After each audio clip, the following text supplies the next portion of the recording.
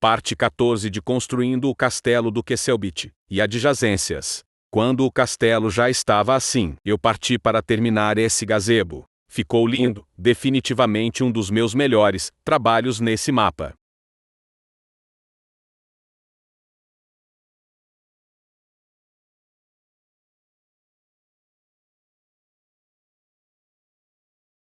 E então voltei para a ordem. E é aqui onde estou trabalhando agora. Devo fazer o escritório de cada um nesse corredor, como o plano original.